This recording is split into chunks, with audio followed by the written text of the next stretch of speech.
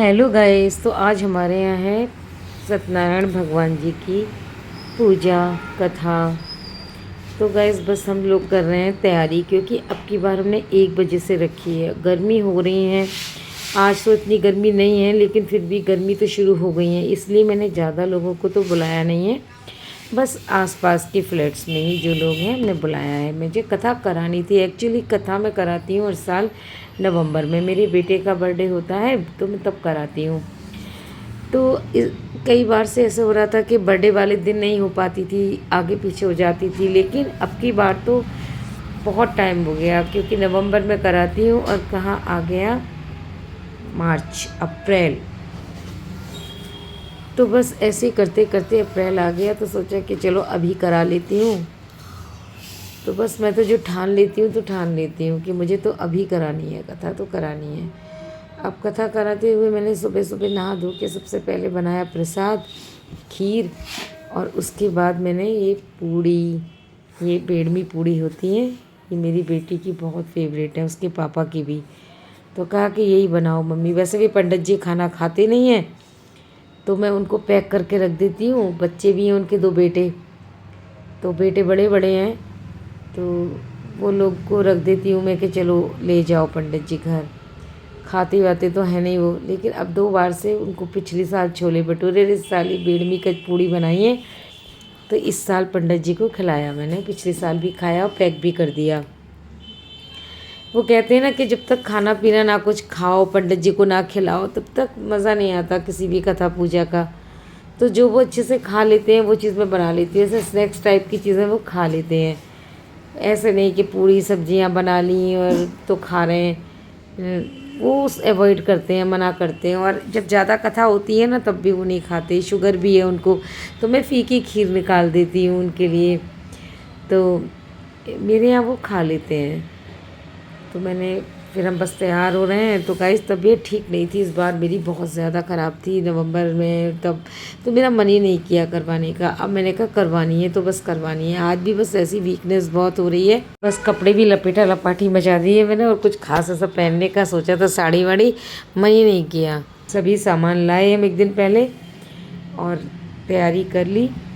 और पंडित जी भी आ गए। एक बार पंडित जी भी थोड़े से ऐसे लग रहे थे कि कौन सा घर है क्या है। मैंने कहा भूल गए क्या, 22 साल से जब से खुशी ये 3 महीने की थी तब से ये कथा कर रहे हैं हमारे यहाँ, और अब की बार ऐसे कर रहे थे सब भूल गए हो। और फिर जब ऊपर आए तो वैसे कि वैसे पूरे सब कुछ याद था, कुछ नहीं भूले। कह रहे थे वो बराबर में बिल्डिंग बन गई है ना, तो कुछ ध्यान सा नहीं आ रहा था। पिछली बार भी थी। हाँ, पिछली बार पापा लेके आए थे इन्हें बाइक पे तो इसलिए।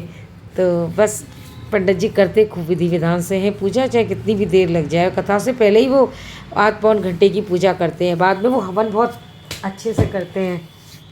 ये तो गाइस मुझे तो पता भी नहीं था, दिमाग में ही नहीं थी बात। अक्षर तीज थी, मैं तो हर अक्षर तीज को गोल्ड भी लेके आती हूँ, और इस बार मुझे ध्यान ही नहीं रहा। और कथा अपने आप ही ऐसे मैंने रखवाई कि अक्षर तीज थी, तो बहुत अच्छा लगा कि देख के कि अक्षर तीज वाले दिन कथा है। और पंडित जी के पास आज कोई कथा वथा तो थी नहीं, लेकिन शाम को एक शादी थी तो पंडित जी को वहाँ जाना था, तो इसलिए 1 बजे से रखी हमने, वरना हम 3 बजे से रखते हैं शाम तक। तो अब हमने 1 बजे से रखी थी। तो बस गाइस आराम से हो जाती है कथा। मैं कथा पूजा में विश्वास ज़्यादा रखती हूँ, मैं इसमें विश्वास इतना नहीं रखती कि मैं तीर्थ स्थान करने जाऊँ, क्योंकि मेरा बेटा ऐसा है कि मैं अगर जाऊँ भी तो वो जाने ही नहीं देता। ना तो उसे लेके जाने बनता, ना ही उसको छोड़ के जाने बनता। तो इस चक्कर में हम लोग ज़्यादा तीर्थ स्थान तो नहीं जा पाते हैं कि यहाँ जा रहे हैं वहाँ जा रहे हैं, वैष्णो देवी जा रहे हैं, वृंदावन जा रहे हैं। जाते हैं वैसे कभी कभार, लेकिन फिर भी बहुत मुश्किल होता है हमारे लिए।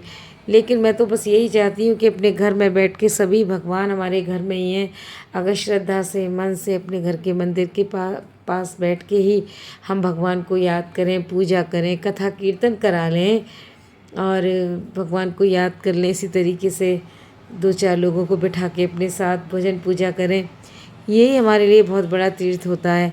और अपने विचारों को, मनों को अच्छा रखें बस। और क्या ही कहाँ कहाँ भटके। आज के ज़माने में आप देख ही रहे हो, कहीं किसी को चैन नहीं है। अब तो ऐसा लगता है कि भगवान भी नाराज़ से हो गए हैं लोगों से कि भाई तुम यहाँ मत भीड़ बढ़ाओ, यहाँ मत परेशान करने आओ।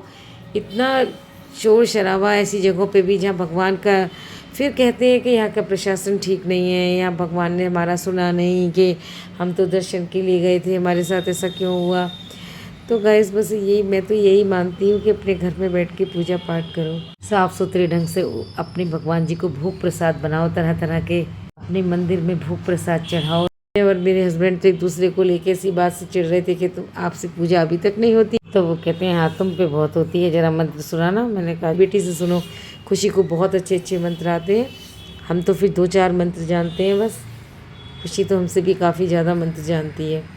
और इनका यही है, हर साल इनसे पंडित जी कहते हैं ये करो वो करो, इनसे होता ही नहीं है। ये हर बार भूल जाते हैं कि मुझे क्या करना है, कहो तो सब कर लेंगे, लेकिन ये नहीं है कि कुछ खास हो। हाँ, रोज़ सुबह को उठ के नहा धो के मंदिर में धूप जरूर जलाते हैं, दिया मैं जलाती हूँ, धूप वो जलाते हैं, और हाथ जोड़ के भगवान जी के चरण स्पर्श करके चले जाते हैं। क्या विधि क्या विधान उन्हें कुछ नहीं पता। हाँ, वो श्रद्धा रखते हैं, हमसे मना नहीं करते कुछ भी करने की, और हमारे साथ फुल कोऑपरेट करते हैं। लेकिन अगर उनसे कहो कि तुम्हें ये याद नहीं है, तुम्हें वो याद नहीं है, पिछले साल ऐसे हुआ था वो हुआ था, तो वो नहीं, वो पंडित जी को हर साल उसी तरीके से बताना पड़ता है कि ऐसे करो वैसे करो। तो बस दोस्तों, पंडित जी को इसलिए हम नहीं चेंज करते, चाहे ये पंडित जी बीमार हो तो हम अपनी कथा आगे पीछे कर देते हैं, लेकिन हम पंडित जी नहीं बदलते, क्योंकि पंडित जी ठीक है कर रहे हैं इतने सालों से कथा, 2-4 दिन आगे पीछे हो जाएगी तो क्या ही दिक्कत हो जाएगी। पंडित जी को क्या ही बदलना, जब पंडित जी इतने अच्छी तरह से पूजा कथा करते हैं तो क्यों उन्हें बदलो। सही बात है। तो मैं पंडित जी के लिए हर साल कपड़े भी लेके आती हूँ और दक्षिणा भी देती हूँ उन्हें ठीक ठाक, उन्हें अच्छा लगता है सब, जहाँ तक मेरा ख्याल है। और मैं कोशिश करती हूँ कि पंडित जी खुश होकर ही जाएँ। और डब्बे वगैरह भी मैं इकट्ठे वाले ला के रखती हूँ ताकि अच्छी तरह से खाना पैक करके दे सकूँ। तो बस प्रसाद दिया सबको, सब अपने प्रसाद दिया, चाय नाश्ता किया, बिना चाय नाश्ते के मैं किसी को भेजती नहीं हूँ। और उसके बाद फिर मैंने खाना वाना खिलाया, पंडित जी ने खाया और पंडित जी को पैक किया। तो ये है बेड़मी पूड़ी, आलू की सब्जी और बूंदी का रायता, मेथी की चटनी और खीर, जो खुशी की बहुत फेवरेट है। तो बस खुशी ने कहा ये चीज़ बनाओ मम्मी, तो मैंने यही बनाई। तो बस सत्यनारायण भगवान जी की जय हो।